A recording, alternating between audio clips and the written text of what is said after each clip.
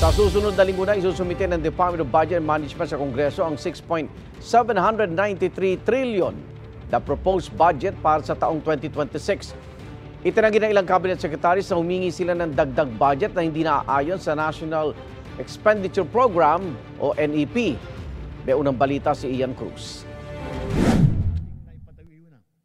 Banta ni Pangulong Bongbong Marcos, ibivito niya ang ipapasang 2026 national budget kapag hindi ito naaayon sa National Expenditure Program. I will return any proposed general appropriations bill that is not fully aligned with the National Expenditure Program.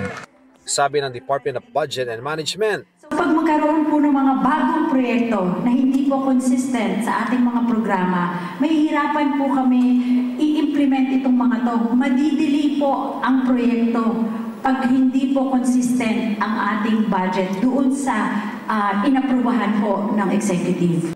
Sabi ni Senate President Cheese Escudero, mahirap daw ang gusto ni Pangulong Marcos, lalo na kung ang mga cabinet secretaries ang humihingi ng dagdag. Pero sabi ni Interior Secretary John Vic Remulla, I'm only talking about the last budget of the ILG and nothing else. Kung sinasabi na lang kami ang nagdadagdag, hindi po totoo yun.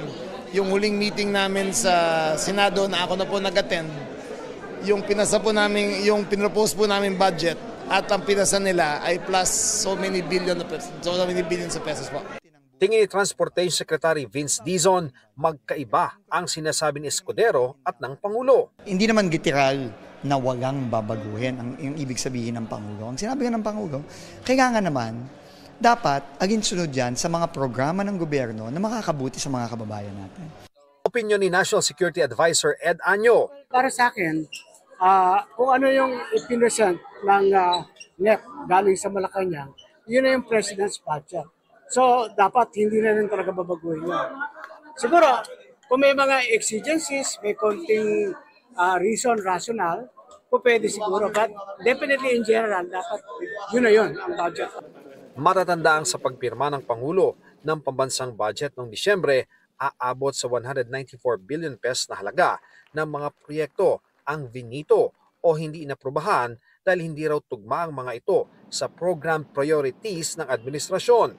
Ayon sa DBM, iniimprenta na ang 6.793 trillion proposed budget o National Expenditure Program para sa 2026 at maisusumite na sa Kongreso sa mga susunod na linggo. Ito ang unang balita. Ian Cruz para sa GMA Integrated News.